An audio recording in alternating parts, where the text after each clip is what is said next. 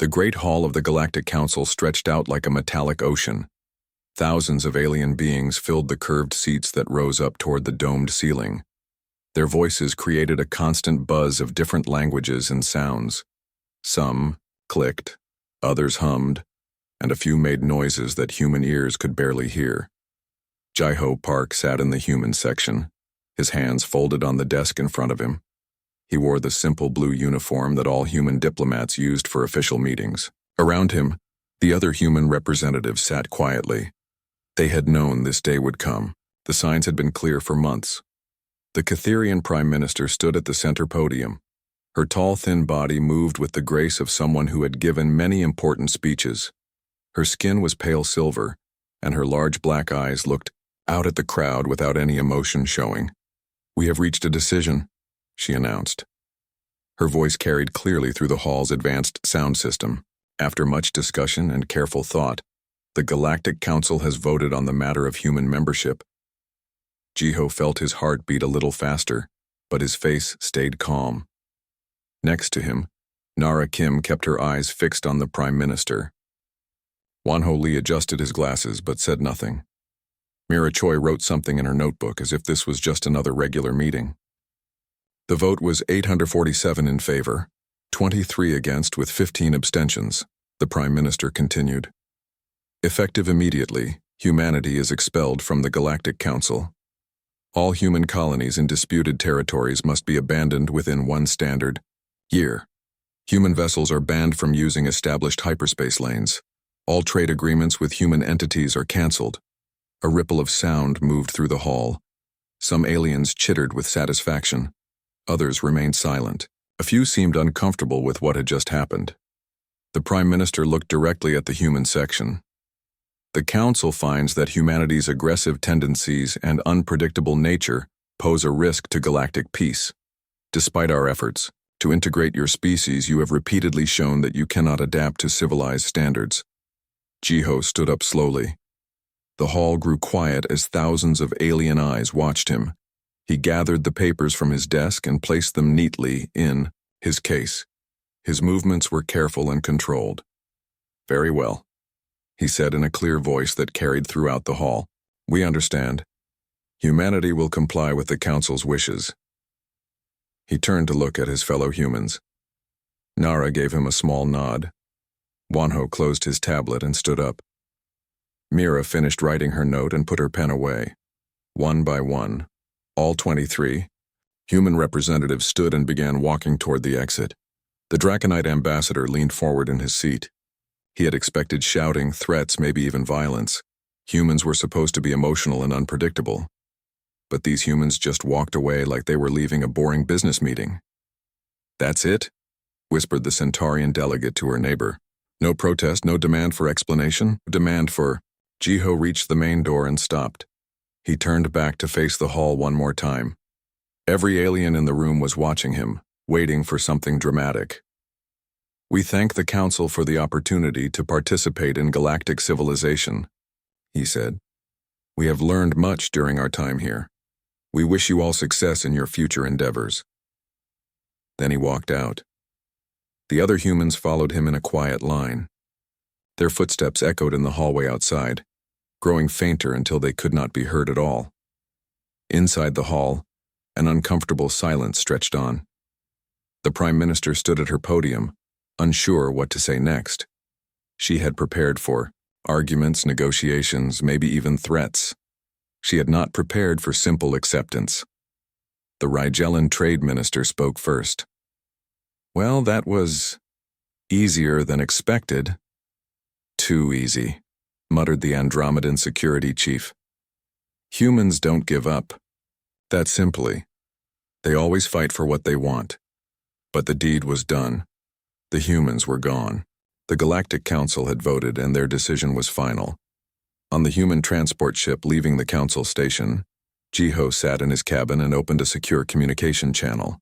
Nara's face appeared on his screen from her own cabin. "How long do you think it will take?" she asked. "For them to realize what they've done?" Jai-Ho considered the question. 6 months, maybe less. The infrastructure dependencies alone will start showing within weeks. Wanho joined the call from the engineering deck. My teams are already getting reports from the field. Some of our people are asking if they should start the shutdown procedures early.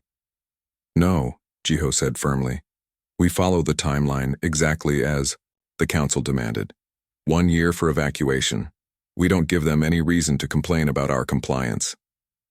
Mira's image flickered onto the screen. The colonial governors are ready. They've been preparing for this possibility for months. Everyone knows their role. Good, Jiho said. Remember, we leave quietly. No drama, no speeches, no angry messages. We simply pack up and go home. And if they try to contact us? Nara asked. We're always polite, Jiho replied. We answer their questions honestly. We help with any immediate crises that might cause mass casualties. But we make it clear that we are no longer part of their civilization. The transport ship moved away from the council station, joining the flow of traffic heading toward the outer systems. Behind them, the great station continued, its rotation, its lights twinkling against the stars. Inside, hundreds of alien species were celebrating what they thought was a victory. They had no idea what they had just lost. Jiho looked out his cabin window at the stars. Somewhere out there, human colonies were already beginning to pack up. Research stations were copying their data to portable drives. Trade posts were quietly canceling their contracts. Military bases were preparing to withdraw. The galaxy was about to learn something important about humans. They were very good at arriving quietly and fitting in, but they were even better at leaving without a trace. And once they were gone, the galaxy would discover just how much they had been doing behind the scenes. 3 days after the council vote, the first reports began reaching alien governments across the galaxy. The reports were confusing and hard to believe. The human colony on Kepler 442b was gone. Not destroyed, not abandoned with belongings scattered around. Gone.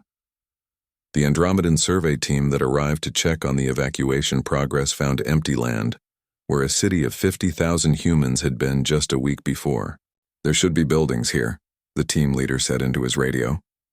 He stood in a grassy field that his maps said should contain the main residential district. The orbital scans from last month showed a complete urban center. His scanner showed no trace of construction materials, no foundation stones, no buried infrastructure. Even the soil looked like it had never been disturbed. The only sign that anyone had ever lived there was a small metal plaque stuck into the ground. It read, "Thank you for sharing this beautiful world with us. We return it to you in good condition." The humans of New Sol Colony. Similar reports came in from across the galaxy. Human settlements on 127 worlds were simply vanishing. Not just the people, but everything they had built. Roads, buildings, power plants, communication towers, all gone as if they had never existed. On Luna Base, hidden deep inside the moon that orbited Earth, Nara Kim watched the progress reports streaming across her screens. The command center hummed with quiet activity, as dozens of human operators coordinated the largest evacuation in galactic history. Sector 7 complete, reported an operator. All facilities removed. Environmental restoration finished. Sector 15 requesting another 6 hours, said another. They're having trouble with the deep mining equipment. Approved, Nara said without looking up from her main display. A three-dimensional map of the galaxy showed human positions as small blue dots. As she watched, the dots were slowly winking, out one by one. Wanho Lee's voice came through the communication system from his engineering ship. Nara, we have a problem at the Vega station. The locals are asking too many questions about our packing methods. What kind of questions? They want to know how we're fitting a space station into cargo containers that should be too small to... Hold it. Nara smiled slightly. Tell them it's human efficiency. They never bothered to learn how our technology actually works. The truth was more complicated.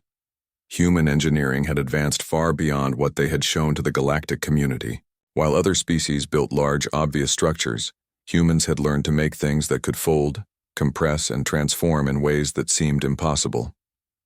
The Vega station was a good example. To alien eyes, it looked like a standard orbital facility. Nothing special about its design or construction. But Wanho's teams had built it using dimensional compression technology that the Council didn't even know existed. When disassembled properly, the entire station could fit into a shipping container the size of a small building.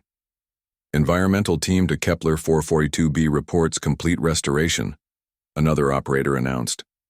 Soil chemistry returned to pre-colonization levels. Native plant species reintroduced. No trace of human presence remaining. That was another human capability that amazed the few aliens who noticed it.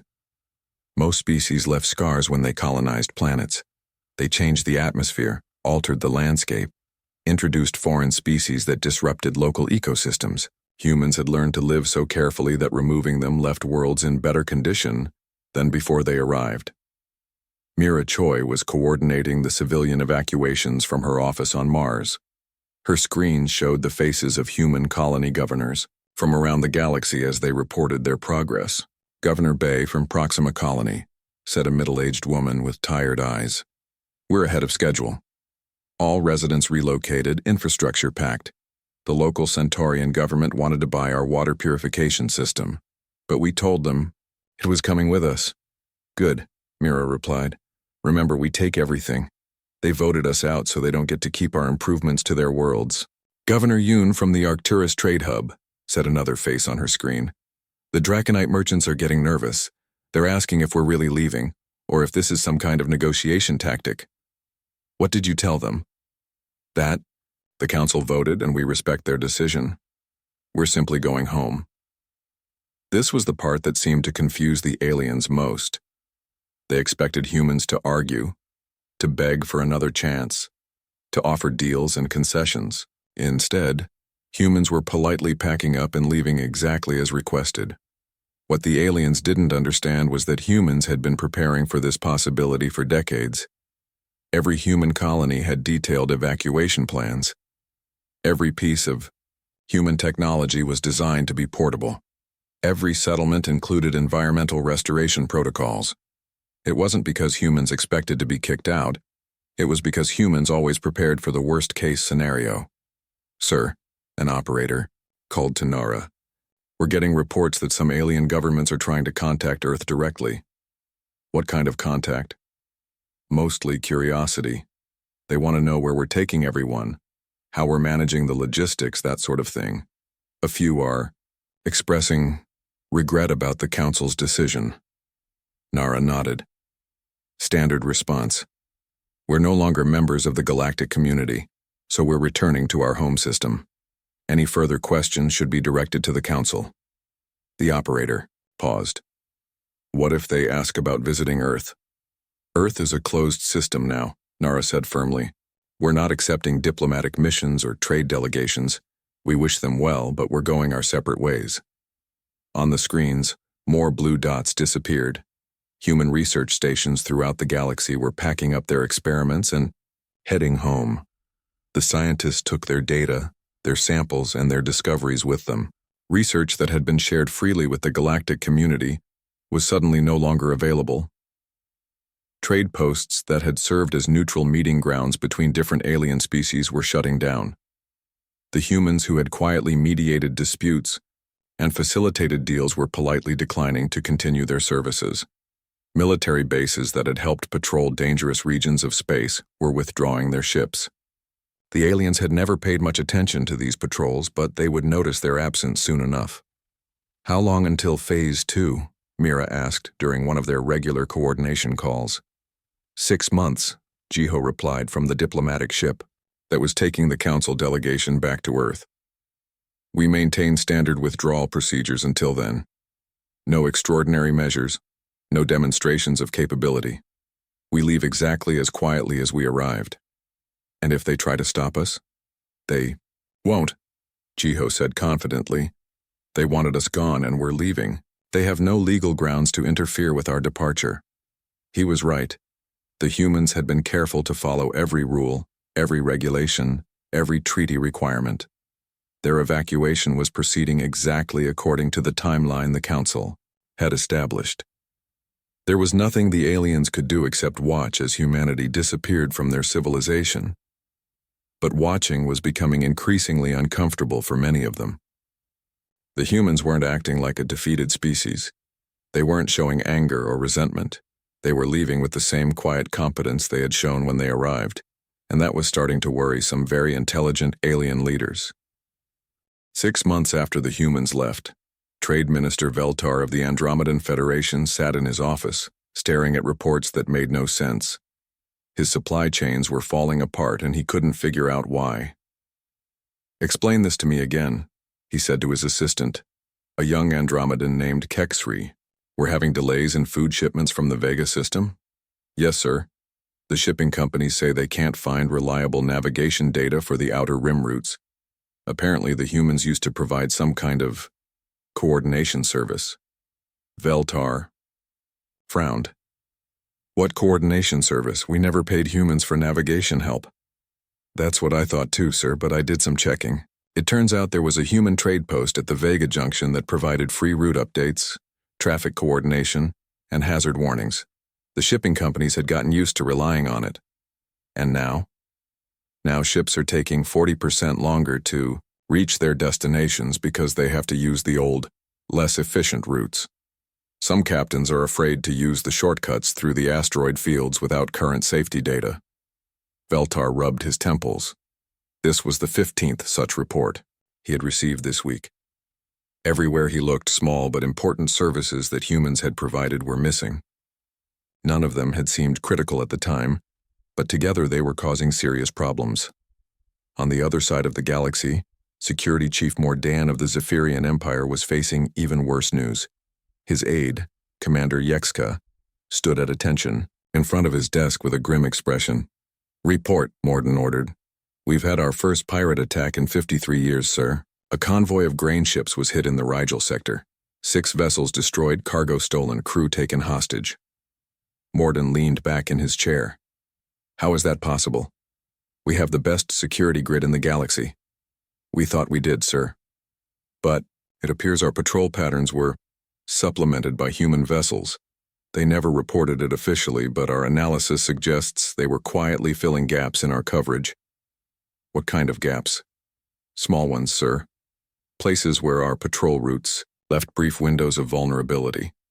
The humans seemed to just happen to be in those areas when problems occurred. We always thought it was coincidence." Mordan stood up and walked to his star map. Red dots showed the locations of the recent attacks. "Are you telling me that humans were secretly protecting our space?" "It looks that way, sir. And now that they're gone, the pirates know about the gaps in our defenses." Similar conversations were happening in government offices across the galaxy. The hegemony of Keth discovered that their agricultural output was dropping without human-designed optimization programs. The Draconite Confederation found that their diplomatic negotiations were becoming more difficult, without human mediators quietly suggesting compromises. But perhaps the most disturbing discovery came from the Rigelian Intelligence Service.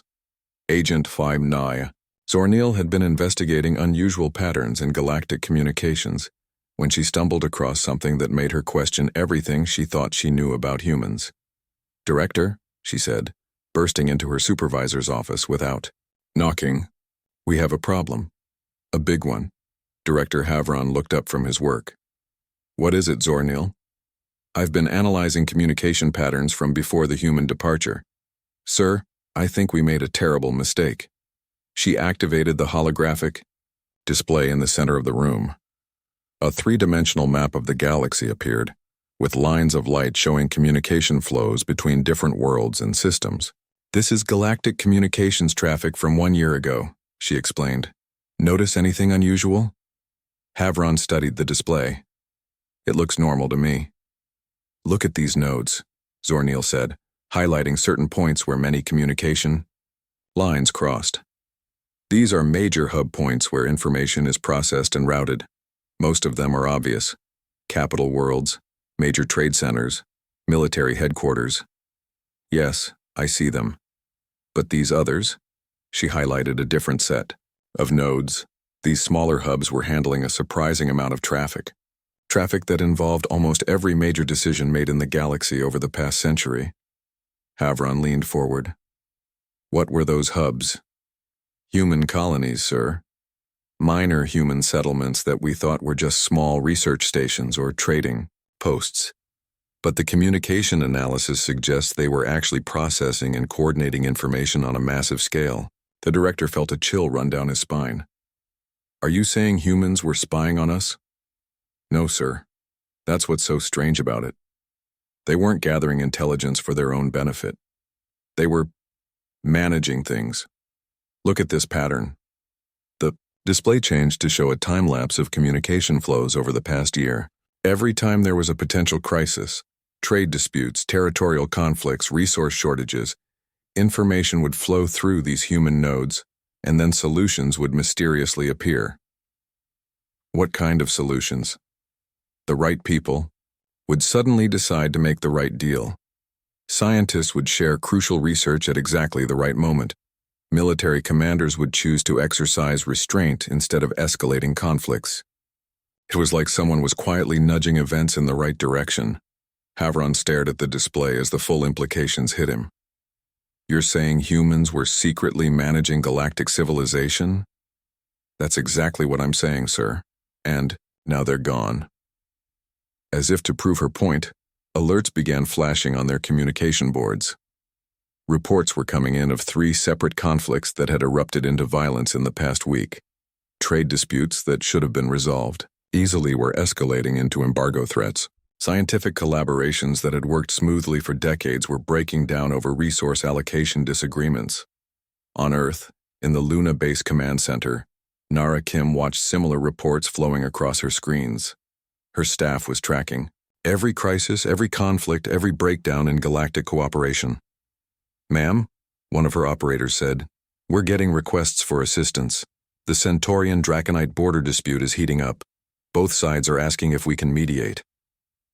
Standard response, Nara replied. We are no longer members of the galactic community. They should direct their request to the Council. The Council is saying they don't have the expertise to handle this particular type of territorial dispute. Not our problem anymore. Another operator spoke up. Ma'am, there's been another pirate attack, Zephyrian grain convoy just like last week. The security chief is specifically asking for our help. Same response, they wanted us gone, so we're gone. But ma'am, the operator said hesitantly, if these patterns continue, we could be looking at major famines in some systems. The food distribution network is breaking down. Nara turned to look at the young man. He was new to this kind of work, still thinking like a humanitarian instead of a strategist. Do you think the Council considered that possibility when they voted us out, she asked. No, ma'am. Do you think they bothered to ask us what services we were providing before they decided we were too dangerous to keep around? No, ma'am. Then they can figure out how to solve these problems themselves. We offered to help build a better galaxy. They told us we were the problem. Now they get to see what the galaxy looks like without us. The operator nodded and returned to his work, but Nara could see the concern in his eyes. Most humans still wanted to help, even after being rejected. It was their nature to fix problems when they saw them. But sometimes the best way to help someone was to let them learn from their mistakes. The galaxy had made its choice. Now it would have to live with the consequences. Vextai was not supposed to be in the restricted archives. As a junior aide to the Altarian Council representative, his security clearance only allowed access to basic trade records and meeting transcripts.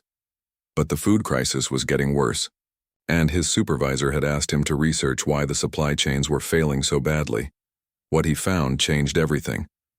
It started with a simple question.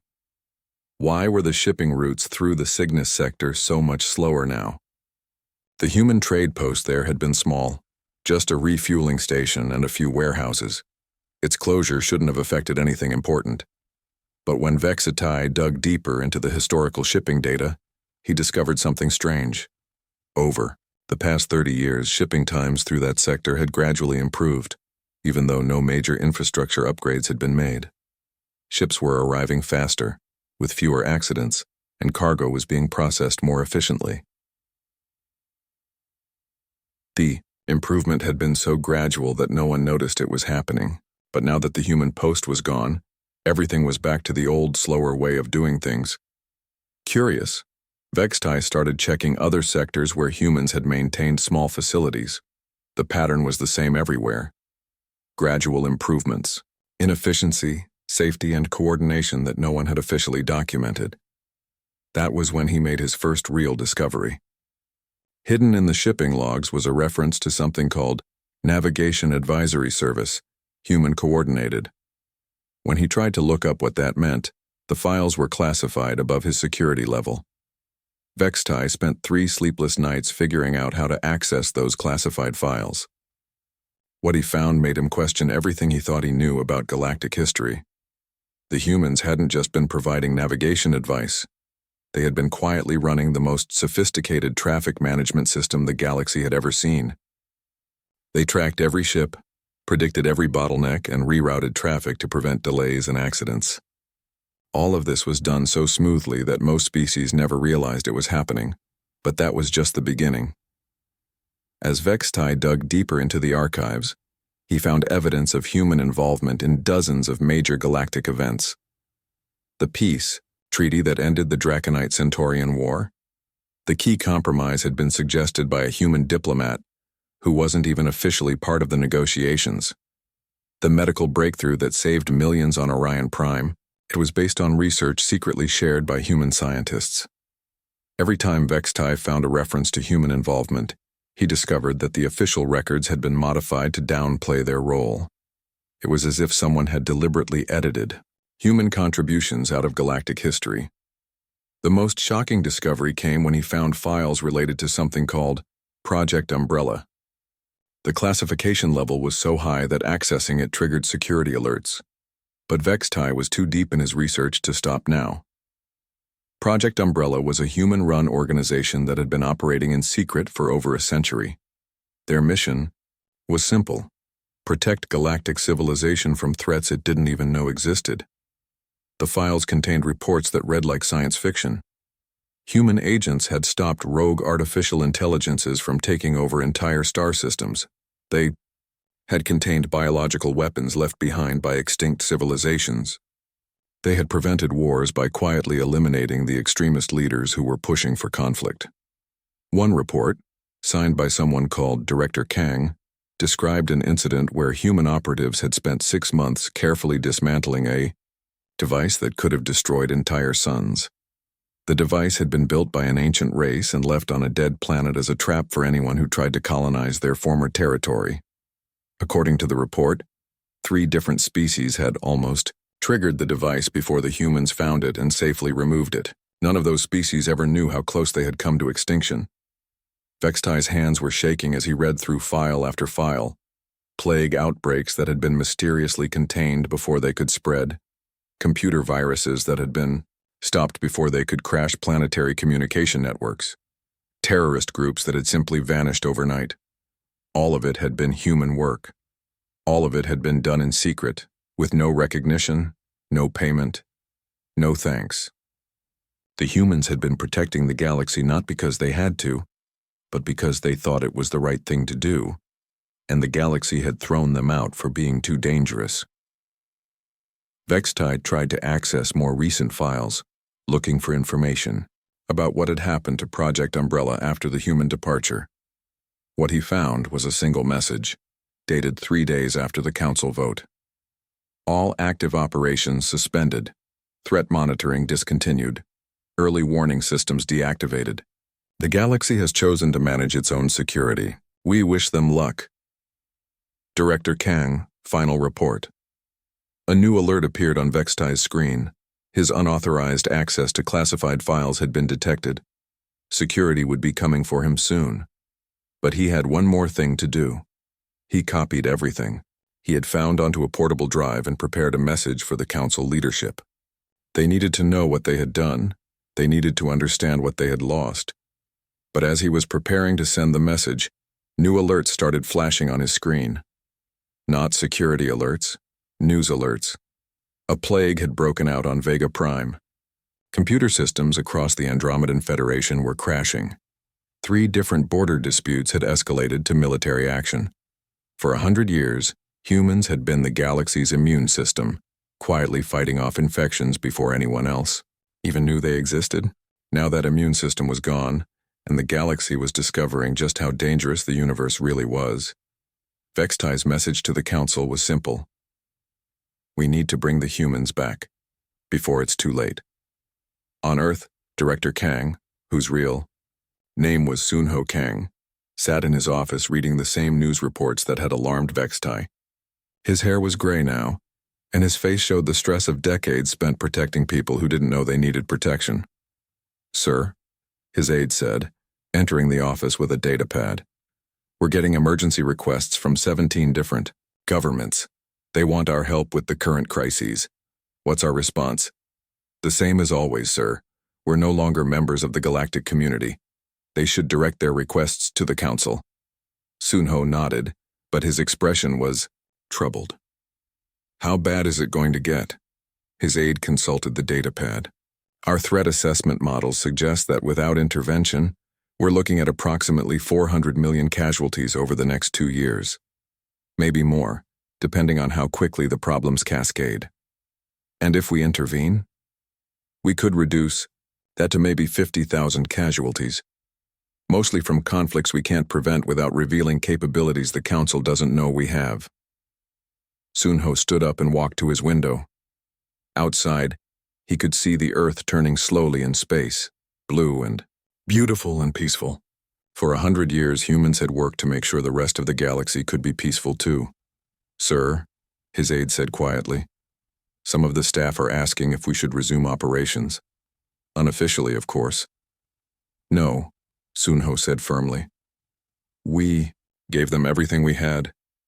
We protected them, helped them, guided them, and they decided we were the problem. They need to learn that the universe is not a safe place and that safety requires work.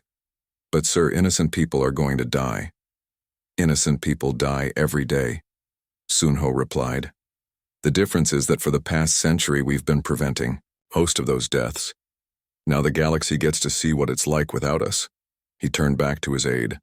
How long until they figure out what we were doing? Our estimates suggest that some of them are already putting the pieces together. Full understanding? Maybe 6 more months. And how long until they swallow their pride and ask us to come back? That's harder to predict, sir. Could be years. Sunho nodded. Then we wait, and we hope they figure it out before the body count gets too high. 18 months after the human departure, the galaxy was burning. Not literally, though there were 3 star systems where that wasn't far from the truth. The fires were metaphorical, but they were spreading just as fast and causing just as much damage as real flames would have. Council Prime Minister Yelnara stood in the emergency session hall, looking out at representatives from 400 species who were all talking at once. The carefully maintained order of galactic civilization was cracking apart, and she was beginning to understand that humans had been the glue holding it together. Order, she called, her voice amplified by the hall's speakers. We will address each crisis systematically. The Andromedans were shouting about the computer virus that had crashed their banking system. The Zephyrians were demanding military support against pirate attacks that were happening daily now. The Orion colonies were facing famine because the food distribution network had completely collapsed. But those were just the obvious problems. The real nightmare was the discovery of what humans had been preventing in secret. The situation on Sirion 7 is contained, reported the Catherian security minister, but barely.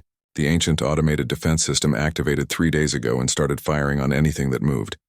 We lost 2 ships before we figured out how to shut it down.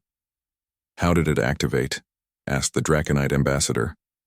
That system has been dormant for thousands of years. According to our analysis, it was being suppressed by some kind of signal from a human research station. When the humans left, the signal stopped and the system came back online. Yelnara felt a cold chill run down her spine. Are there other worlds with similar systems? We're checking now, Prime Minister. But our records show that humans had small research stations on at least 40 worlds with ancient ruins. If they were all suppressing dangerous technology, he didn't need to finish the sentence. Everyone in the hall understood the implications. Prime Minister, called the Centaurian representative, we need to discuss the plague situation on Vega. Prime. What's the current status? 3 million infected spreading to neighboring systems despite our quarantine efforts. Our medical experts can't identify the pathogen, let alone treat it. Where did it come from? That's the disturbing part. It appears to be a weaponized disease created by the extinct Vorthak Empire. We found the release mechanism in some ruins that human archaeologists had been studying. They must have been containing it somehow. The Rigellan trade minister stood up. Prime Minister, with respect, we need to address the elephant in the room. Every crisis we're facing has the same pattern. Humans were quietly managing or preventing these problems, and now that they're gone, we're drowning. What are you suggesting? I'm suggesting we made a mistake. A big one. We need to bring the humans back. A chorus of voices erupted across the hall. Some agreed, others protested, and a few demanded to know why humans had been hiding their activities from the council. They weren't hiding, said a quiet voice from the back of the hall. Everyone turned to see Vextai, the young Altarian aide who had first uncovered the truth about human activities. He had been invited to address the council after his report had shocked the leadership. Explain, Yelnara ordered. Vextai activated his portable display. I've been analyzing human reports to the council over the past century. They submitted detailed reports about all their activities. We just never read them carefully. The display showed thousands of documents. Trade route, optimization reports, archaeological safety assessments, medical research findings, security patrol logs. It's all here, submitted according to proper procedures. Then why didn't we know about their role in preventing these crises? Because we labeled their reports as routine administrative filings and filed them away without reading them. When humans reported that they had resolved a technical issue at ancient ruins, we didn't bother to ask what the technical issue was. Yelnara stared at the evidence. You're saying they told us everything, and we ignored it? Exactly, Prime Minister. Humans don't lie or hide things. They're actually terrible at deception. They told us exactly what they were doing. We just didn't think it was important enough to pay attention to. The hall fell silent as the full scope of their failure became clear. They hadn't just expelled a useful member species. They had expelled the species that had been keeping galactic civilization from collapsing. Prime Minister, the Andromedan representative said hesitantly, perhaps we should consider sending a delegation to Earth. Several governments have already tried, Yelnara replied. The humans are polite but firm. They say they're no longer part of galactic civilization and refer all inquiries back to us. What about emergency requests? Surely they won't let millions die just because we made a political mistake. They've been very clear. Any requests for assistance should be directed to the Galactic Council, as we are now responsible for galactic security and crisis management. The fourth Zephyrian security chief stood up. Prime Minister, with respect, we are not capable of managing galactic security. We don't have the technology, the expertise, or the infrastructure. The humans were doing things we didn't even know were possible. Such as, our investigation of the pirate attacks revealed that humans had been using some kind of predictive analysis to prevent conflicts before they started. They knew where problems would occur and dealt with them before anyone else even noticed there was an issue. We've also discovered, added the Centaurian representative, that human ships were using technology far beyond what they officially reported. Our sensor logs show vessels appearing and disappearing in ways that our physics says should be impossible. Yelnara rubbed her temples. Are you telling me that humans were more advanced than we realized? Much more advanced, confirmed the Catherian security minister. We think they were deliberately hiding their capabilities to avoid alarming other species. But why? If they were so powerful, why didn't they take control of the galaxy? Vexatai spoke up again. Because that's not how humans think, Prime Minister. Our psychological analysis suggests that humans see themselves as protectors, not rulers. They were genuinely trying to help us build a better civilization, and we threw them out for being dangerous, Yelnara said bitterly. Yes, Prime Minister.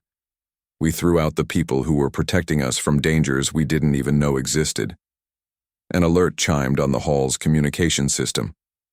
Prime Minister, the operator announced, We're receiving reports of massive system failures on Kepler 442b. The planet's climate control network has crashed and temperatures are rising rapidly. How long before the situation becomes critical? 6 hours, Prime Minister. After that, the planet becomes uninhabitable.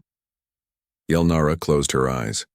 Kepler 442b was home to 50 million Andromedans. Do we have the expertise to fix their climate control system? No, Prime Minister. The system was designed and maintained by human engineers. We don't understand how it works. Contact Earth immediately. Emergency protocols.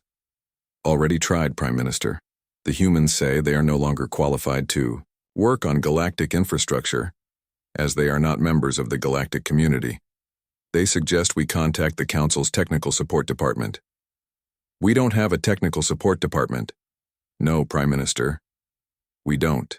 The hall erupted in panicked voices as the reality of their situation hit home. They had built their civilization on top of human expertise, and now that foundation was gone. Prime Minister, Vextai said, there is one option. What? We could formally apologize and ask the humans to rejoin the Council, not as subordinates but as full partners with expanded authority to handle galactic security. Would they accept? I don't know, Prime Minister, but 50 million people are about to die if we don't try. Yelnara looked around the hall at the faces of representatives from hundreds of worlds. All of them were looking at her, waiting for her to fix a problem that was far beyond her ability to solve. Draft a formal apology and invitation, she ordered. Priority transmission to Earth. And pray that humans are more forgiving than we deserve.